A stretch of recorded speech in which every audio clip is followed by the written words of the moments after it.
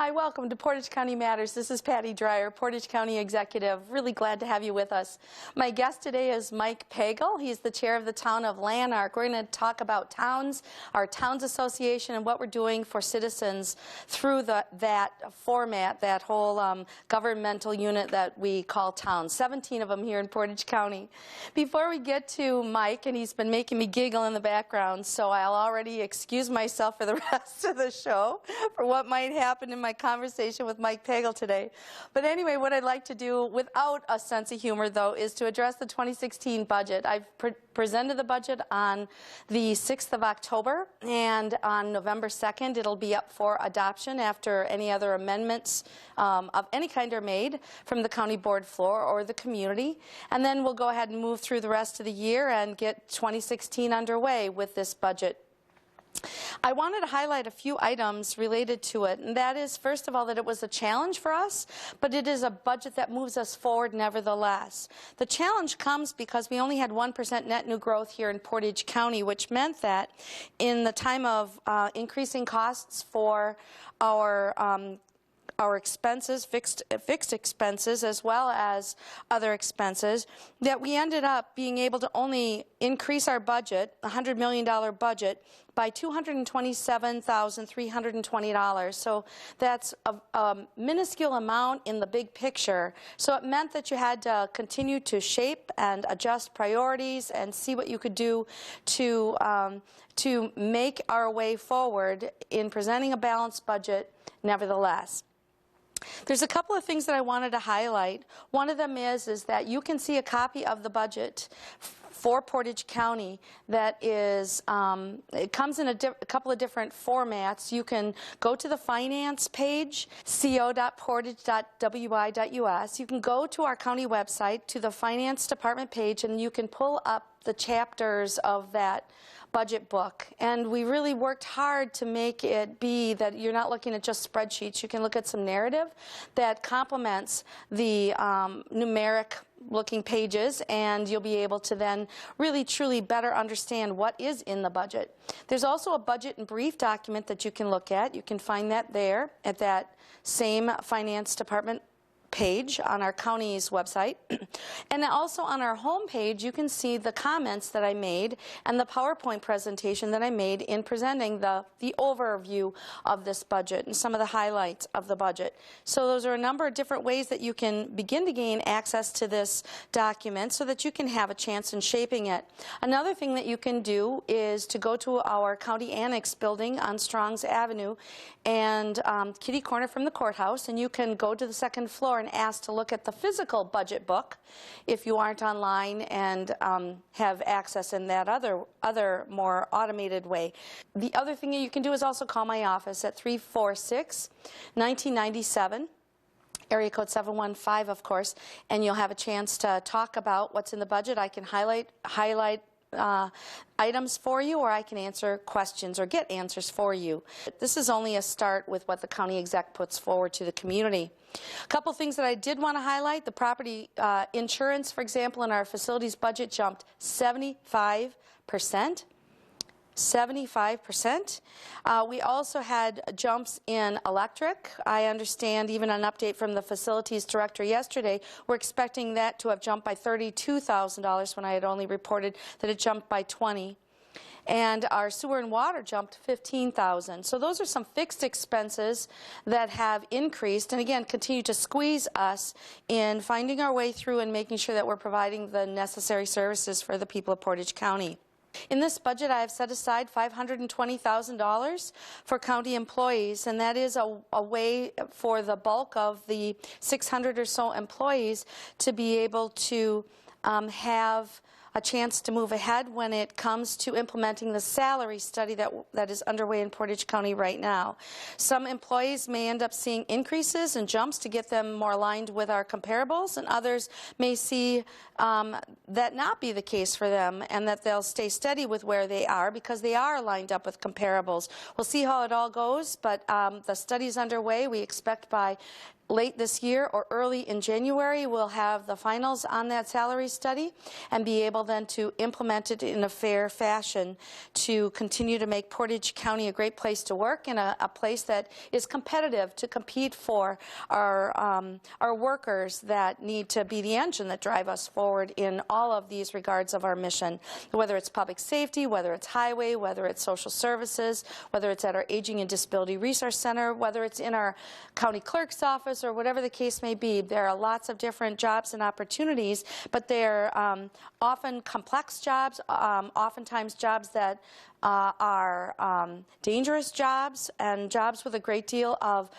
learning and responsibility that comes with them. So we want to make sure that we can be competitive in drawing and retaining the kinds of qualified workers that it takes to deliver the mission to the people of Portage County. In the budget, a couple other highlights. Number one, the tax rate. The tax rate is $5.10 per thousand of home value. That's an 8-cent, not percent, 8-cent increase over 2015 for a median home valued at $145,600. Last year, the tax rate was $5.11 per thousand, so it's 1 cent less than it had been compared to the tax rate last year. As I said, our net new growth was 1%. Our equalized value here in Portage County was 2.47%, and in 2015, by comparison, it was 6.06%. So our equalized valuation fell. Our levy summary, we have a 2.24% levy, total levy increase from 2015 to the proposal for 2016. Our operating levy is about $22.8 million. Our debt levy is $2.28 million. Our EMS levy is $1.3 million, and our bridge and culvert aid is $158,000 or so. Again, the details are on the county's homepage for Portage County's proposed budget from County Executive Patty Dreier, me, for those of you who just tuned into the radio, and you can see that document on our homepage. Our county budget total is $98.6 million. That is a decrease of 5% from the 2015 budget. Strategic changes were made in this budget for the Portage County Healthcare Center, the Sheriff's Office, Planning and Zoning, Treasurer, Clerk of Court, Health and Human Services, Justice Programs, Human Resources, and Emergency Preparedness and Response. A couple of highlights. One of them is that it includes radio tower construction for our simulcast for the Sheriff's Office to implement our radio communications project that we've been working on now for the last couple of years. In the Portage County Healthcare Center, it's a 5-star facility still, and we continue to maintain that as a 5-star facility. It is a 2016 levy amount in the center that is increased over 2015.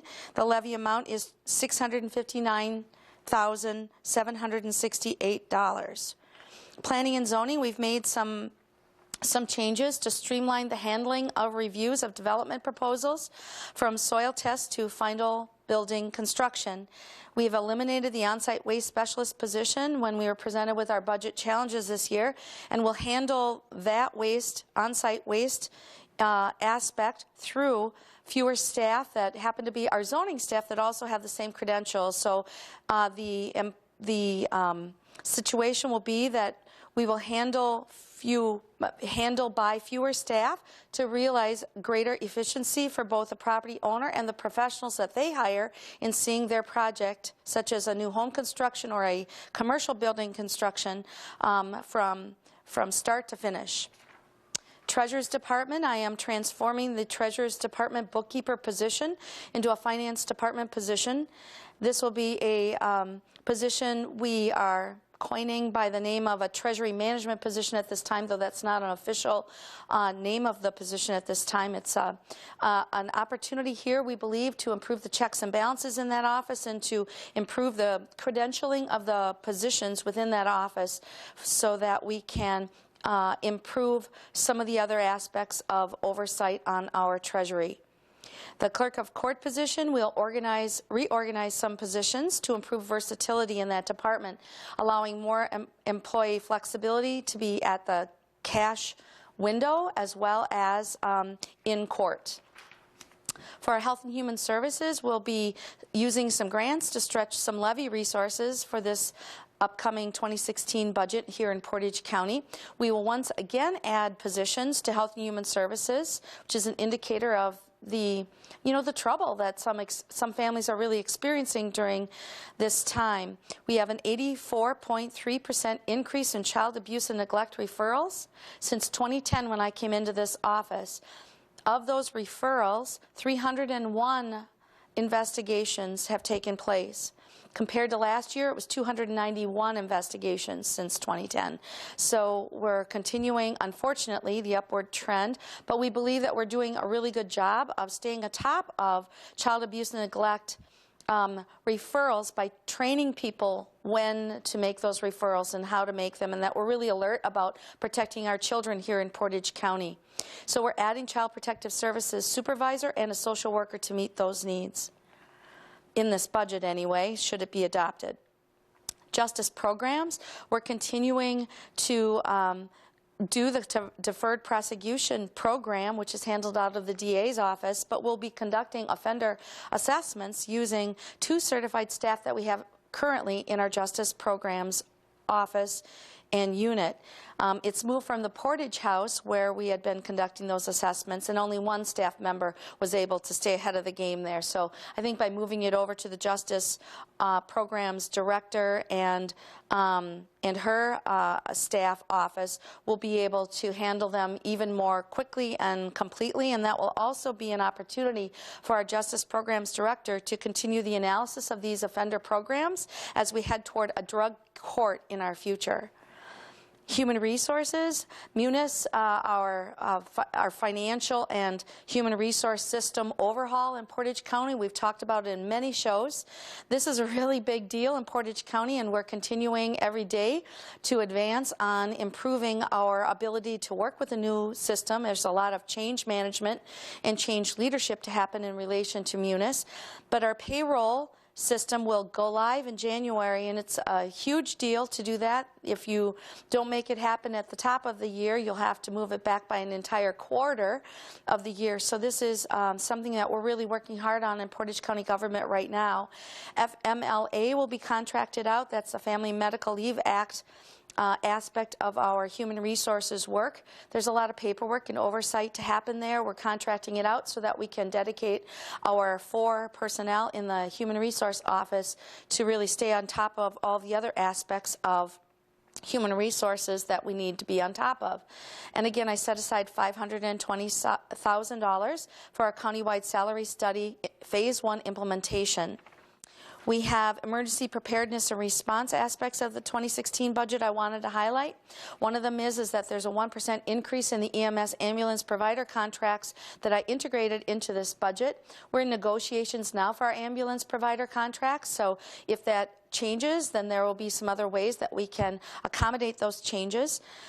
The emergency medical dispatch software that's been highly requested across the land here will be is integrated into this budget, and also some call-out software that has also come from our towns and villages across the land here, and our responders. They're asking for call-out software. I am responding software, and that is included in this budget along with computer-aided dispatch, otherwise referred to as CAD.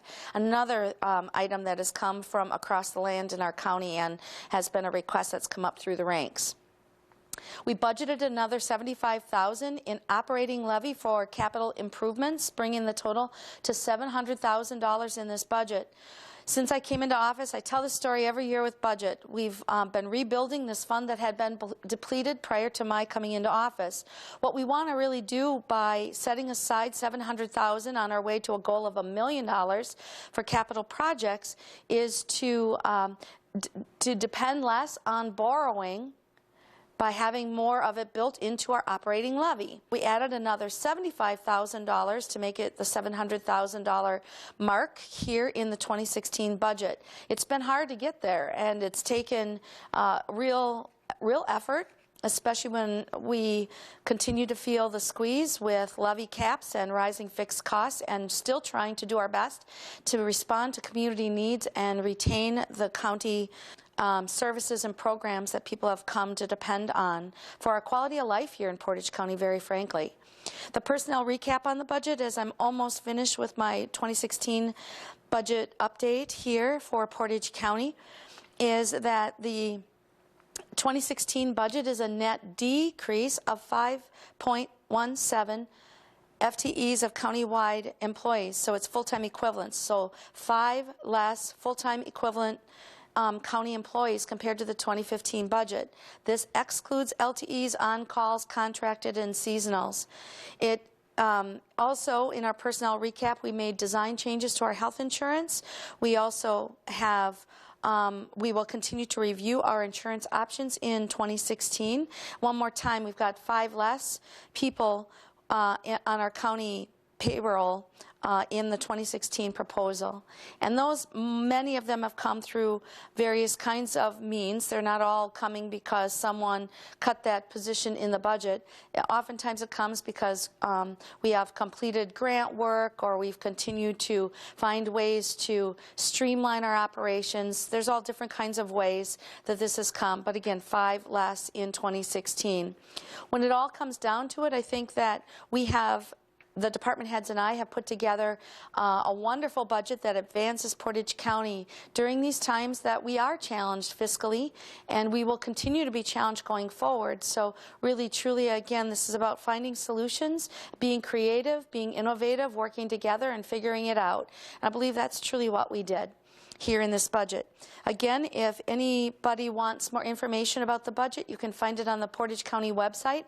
That is in our finance department's page of the website, where you can break the budget down and look at chapters of it, or on the home page where you can see my presentation that I've made for the 30,000-foot view to this budget, or you can stop into the county annex building on the 2nd floor and take a look at the budget book in its physical form, because that works better for you.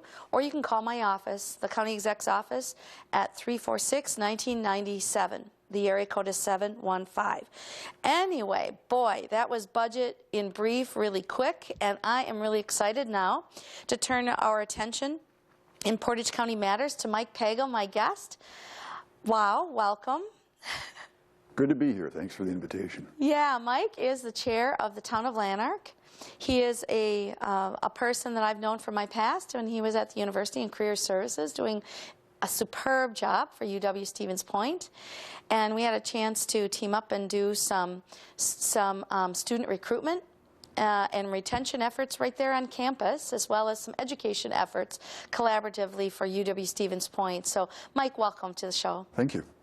Today we're going to talk not only about what your role is as a town chair and the value of towns, but we're going to talk about our Portage County chapter, our local chapter of the Wisconsin Towns Association, which is what many people have heard me say is truly one of the greatest capacities I think we do have here. It's a very strong network in Portage County, and a lot of it's due to your leadership here in the county.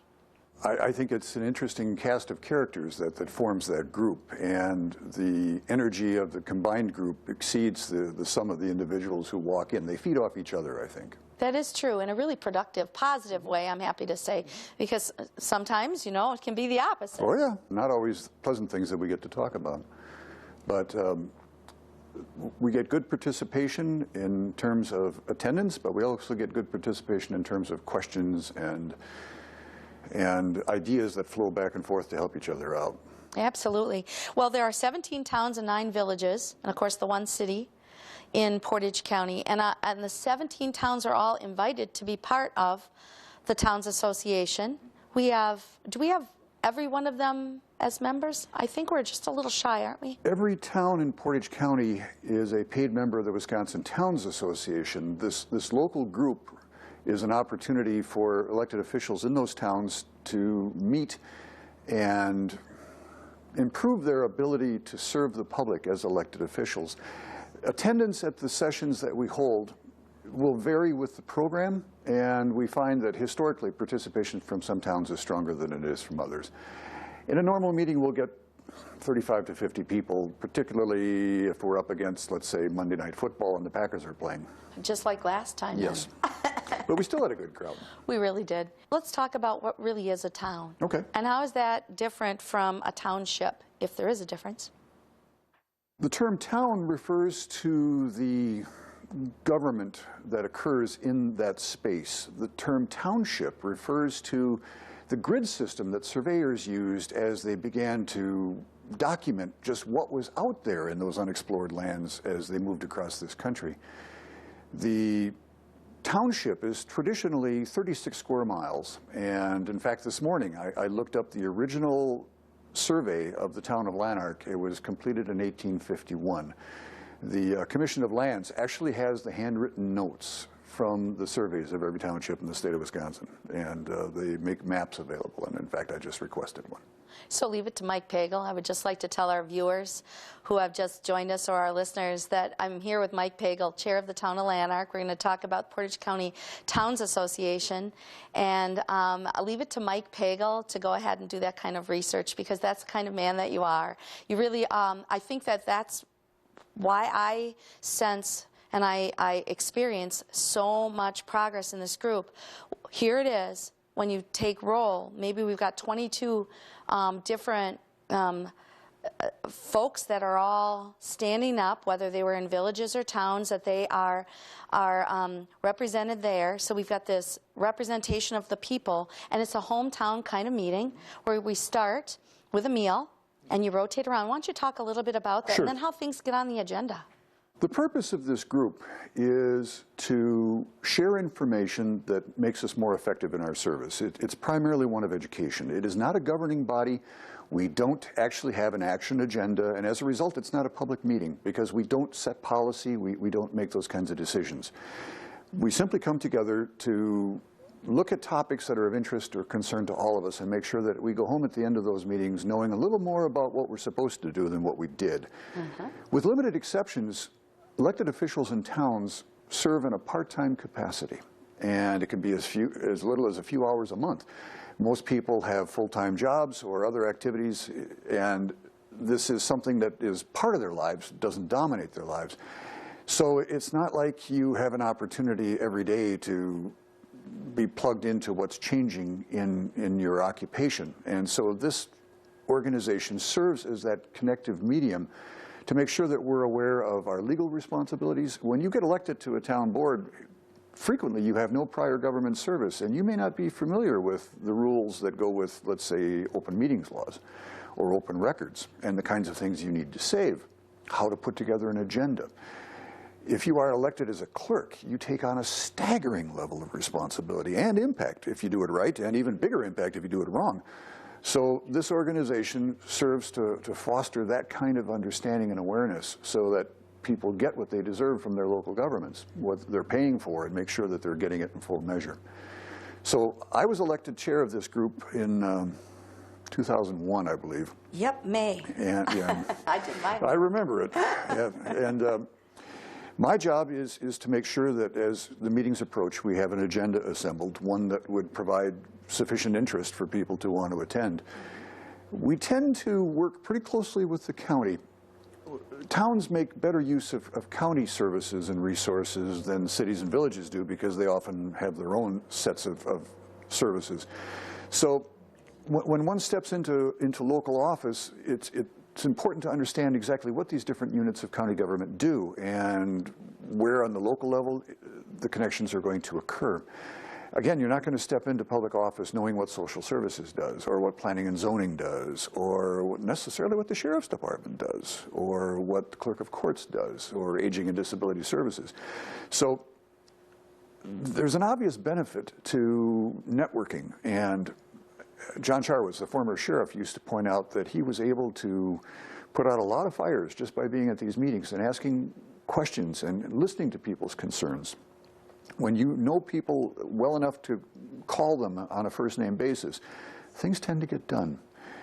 Traditionally, we've had a meal at these meetings because, as you know, food and drink tend to lubricate conversation. And we used to have it afterward, but Jerry Walters, who was president of the Village of Whiting at the time he was part of our group, suggested that it was probably healthier to eat first. And so that's what we've done now. We have a meal prior to our formal meeting, and boy, there's a lot of things that get done during that time that we're eating.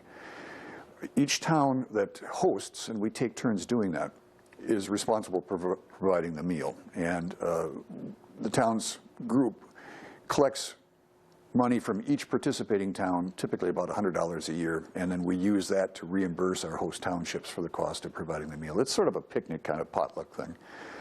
But it works, and it works well. We typically send out an invitation to directors of the units in county government to come and either present information or just have a chance to network with people who use their services to get feedback.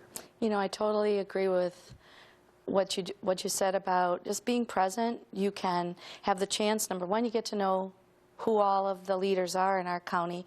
Number two, you get some insights into what their experiences are all about, what their challenges are, so that that's why I go pretty frequently. I've almost missed none through all these years. But the chance then for us to adjust what we do or to lift up or support better what's happening out in our most often rural countryside for communities that we may not live in, right? Why are you in town government? I have often said to other town leaders, especially in these times where it's a greater challenge to have folks running and competing for these kinds of offices, what makes you do it? Because I think it's one of the toughest roles in government, because you're really right there with your neighbors. You may have to legislate on an issue with your neighbor. Oh, yeah. You know? It gets interesting. What a lot of people don't realize about town government is just how direct and local it is. It's the only form of government left in the United States where the citizens of a community actually vote on how much to tax themselves. Talk about direct representation. You are there. Yes. When you hear stories regionally and nationally about politicians holding town hall meetings, that term, town hall meeting, infers a special connection with the voters and the taxpayers and the residents. We have them all the time. It's really the cornerstone of democracy in this country. It is the most basic, it is the most pure form of local government there is. So I grew up in a family where there was this understanding that you owed something to the community that nurtured you, and you should look for ways to serve it.